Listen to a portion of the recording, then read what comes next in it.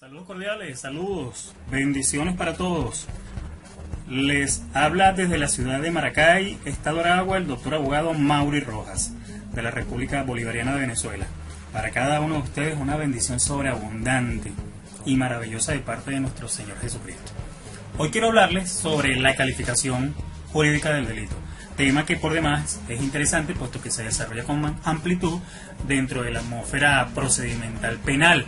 Sin embargo, antes de entrar en tema, me gustaría compartir con cada uno de ustedes o con la comunidad jurídica el siguiente pensamiento autoral. El abogado común ejerce el derecho, pero el abogado distinto lo comprende, lo ejerce, lo enaltece y lo enseña.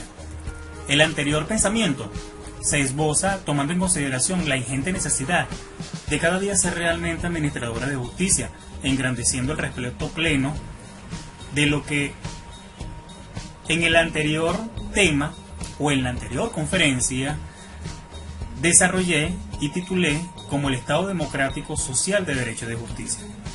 A considerar, de acuerdo a la opinión de quien les habla, la calificación legal es el acto por el cual el legislador define las incriminaciones de acuerdo a la proposición del Ministerio Público.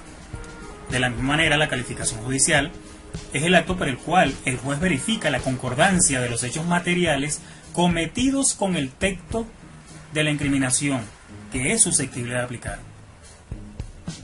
Habló muy puntualmente del procedimiento penal, de la clasificación de los hechos del proceso dentro de los cuadros jurídicos pertinentes. La calificación que forma la unión entre el hecho y el derecho es casi siempre objeto de control por parte de la Sala de Casación Penal. Entra en la misión del juez de verificar y rectificar si es necesario las calificaciones propuestas por los litigantes. Los mismos, si las partes en la medida en que tienen ellas la libre disposición de sus derechos, deciden restringir el debate al ámbito de los puntos de derecho y a las calificaciones que ellos mismos han elegido. En el procedimiento penal, la calificación del delito, la apreciación que cada una de las partes hace de los hechos, de las leyes aplicables y de la resultante con respecto a los acusados, motiva el escrito de calificación o escrito de conclusiones que el Ministerio Público, el acusador privado, si lo hay, y la defensa formulan al ser elevada la causa a plenario. Al calificar el delito, las partes deben exponer su actitud en las siguientes materias: hechos punibles según resulten de la investigación, calificación legal de los mismos en el supuesto de que constituyan delito, participación que en dichos hechos hayan tenido o dejado de tener el procesado o los procesados, circunstancias, exímenes, agravantes o atenuantes, si concurrieren penas correspondientes, o la absolución del encausado o encausados, según se desprenda de los hechos y de las leyes del caso, responsabilidad civil a que hubiere lugar, y finalmente las pruebas que se proponen. La calificación del delito es una institución obligatoria que debe materializarse en cualquier procedimiento penal y que es contemplado no solo en la ley orgánica del Ministerio Público, sino en el Código Orgánico Procesal Penal individualmente, y que más adelante esgrimiré con mayor detalle. Asimismo, antes de iniciarse la fase preliminar en un procedimiento penal, claro está, el secretario judicial deberá emplazar a las partes acusadoras, es decir, el Ministerio Público o en su caso al acusador privado, para que en el plazo de 5 días antes de la celebración de la citada audiencia, es decir, la audiencia preliminar, califiquen por escrito los hechos. El instrumento a través del cual las partes acusadoras llevarán a cabo dicha calificación es el escrito de calificación de la acusación, también conocido en nuestro ambiente como el escrito de acusación fiscal. El escrito de acusación fiscal se encuentra ajustado en el Código Orgánico Procesal Penal, especialmente en el precepto número 308, el cual establece lo siguiente: cuando el Ministerio Público estime que la investigación proporciona fundamentos serios para el enjuiciamiento público del imputado o imputada, presentará la acusación ante el Tribunal de Control. La acusación deberá contener los datos que permitan identificar plenamente y ubicar al imputado o imputada y el nombre y domicilio o residencia de su defensor o defensora, así como también los que permitan la identificación de la víctima. Una relación clara, precisa, circunstanciada del hecho punible que se le atribuye al imputado o imputada. Los fundamentos de la imputación con expresión de los elementos de convicción que la motivan. La expresión de los preceptos jurídicos aplicables. El ofrecimiento de los medios de prueba que se presentarán en el juicio con indicación de su pertinencia o necesidad. La solicitud de enjuiciamiento del imputado o imputada.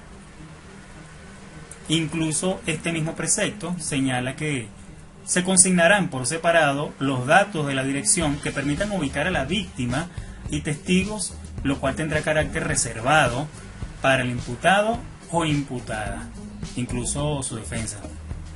Ahora bien, fíjense, estimados compañeros, el abogado español Hipólito Gil Suazo, en su publicación titulada La calificación del delito, opina que es uno de los temas más incomprensibles en la aplicación de la ley penal sustancial.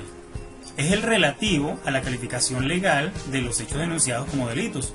Es un tema totalmente complejo, pues implica que el fiscal o el juez han de realizar un ejercicio jurídico que conlleva la evaluación de los hechos y de las leyes penales que pretenden regular esos hechos. Es un proceso de determinación, es un proceso de adecuación, o incluso pudiéramos hablar de que es un proceso de subsumpción de los hechos a la ley penal. Por lo que el problema entonces es trasladar la hipótesis legal con la hipótesis fáctica. Es decir, que es una suerte de análisis que comprende la apreciación de los elementos abstractos y de los elementos concretos. Se puede decir adicionalmente, ensayar algunas ideas que permitan lograr un mayor nivel de concreción de los hechos delictivos de la manera siguiente. Es decir, establecer un protocolo procedimental para la calificación del delito. En este sentido, lo primero que ha de hacerse es recopilar todos los elementos o evidencias que permitan construir los hechos que serán posteriormente objeto de análisis. Esta recolección de datos deberá hacerse de manera exhaustiva y detallada para poder cumplir con el principio de legalidad establecida en el artículo número 7 de la Constitución de la República Bolivariana de Venezuela. Debe hacerse un gran esfuerzo por incorporar el mayor número de datos y el intérprete ha de abstenerse de efectuar juicios valorativos o incluso subjetivos. Son inválidas totalmente las interpretaciones legales, pues en este momento se trata únicamente de verificación de los hechos. No es conveniente que la autoridad recurra a presunciones o conjeturas que den, según su criterio, claro está, como comprobada desde el principio la existencia o inexistencia de preceptos penales que regulen los hechos objeto de análisis sin haber realizado antes la investigación y pesquisa correspondiente, por cuanto que una actuación semejante puede dar lugar a interpretaciones completamente sesgadas en perjuicio de las partes del proceso, quienes tienen derecho a que se les acopien las evidencias que puedan acreditar la concurrencia de una acción delictiva, pues puede desconocerse, puede malinterpretarse, puede no vincularse y puede expresarse de forma incorrecta. Es decir, puede desconocerse el acceso a la justicia de la víctima y además puede verse comprometida la confianza de los ciudadanos en la efectividad del sistema judicial. No se trata, lógicamente, de construir a ultranza un hecho delictivo. Si a primera vista se observa, sin mayor dificultad interpretativa, que los hechos denunciados no tienen naturaleza delictiva, debe procederse a desestimar la petición, puesto que los ciudadanos tienen derecho a que no se les maltrate. Los ciudadanos tienen derecho a no ser incomodados por peticiones sin fundamento legal. Reitero, todos los ciudadanos tienen derecho a no ser incomodados por pretensiones, por peticiones sin fundamento legal. El incumplimiento de este acto protocolar se puede dar lugar a que no se compruebe la ocurrencia del delito o que se confunda un hecho delictivo con otro. como puede ser el tráfico de drogas con la asociación ilícita, lo que puede ser más grave aún, si no existen los recursos legales que puedan presentarse ante una autoridad superior o distinta que permitan debatir, que permitan afrontar, que permitan abordar la configuración delictiva de los hechos que se consideren delictivos.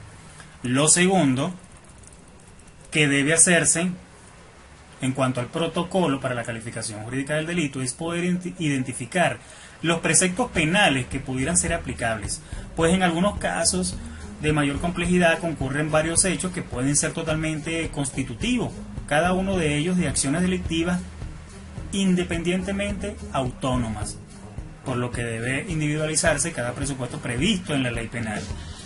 Se trata, estimados profesionales, de buscar la adecuación formal del suceso ocurrido en la realidad de los hechos descritos en los tipos o leyes penales previamente seleccionados. Esta tarea lógicamente no implica adelantar criterios sobre la responsabilidad penal del autor, en lo absoluto, en lo absoluto. Es una tarea totalmente individualizada, es una tarea completamente particular y es responsabilidad de cada actor en el proceso. En tercer lugar, hay que comprobar la ocurrencia de los elementos de la figura delictiva que ha sido identificada, es decir, los sujetos, objetos que intervienen en los elementos que son descritos en la ley. En este momento se descubre la imperfección de la ley penal y de los intereses de la persecución de los delitos. Por ello es necesario recurrir a la doctrina más actualizada que permita poder descubrir la voluntad de la ley penal, pues se puede llegar a soluciones completamente irracionales y, por qué no decirlo, incomprensibles. Ahora fíjense, ¿es obligatorio la calificación jurídica del delito? Por supuesto, claro que sí. La precalificación jurídica del delito se encuentra equilibrada y alineada con la imputación material y formal establecida en el Código Orgánico Procesal Penal. Su importancia en el derecho procesal penal radica en que ésta impide, óigase bien, en que esta precalificación jurídica impide que el Ministerio Público lleve a espaldas de los imputados una investigación, de tal manera que puedan los investigados ejercer el control y contradicción de los diferentes actos de investigación y de prueba que surgen durante el desarrollo de la fase preparatoria, evitando además que el procesado sea completamente sorprendido con una acusación cuyos fundamentos sean desconocidos, lo cual configuraría una violación real y efectiva de los derechos de la defensa al debido proceso y a la tutela judicial efectiva, que constitucionalmente son de orden obligatorio en su ejercicio. El acto formal de imputación y precalificación jurídica del delito constituye una actividad meramente procesal, que en resguardo del principio de seguridad jurídica y de los derechos a la defensa, de los derechos al debido proceso y de los derechos a la tutela judicial efectiva, tiene por finalidad comunicar a las personas la cualidad de imputado que le surge con ocasión de una investigación. Reitero, que surge con ocasión de una investigación, lógicamente que previamente se encuentra iniciada y que ha arrojado de manera coherente y racional elementos de convicción en su contra.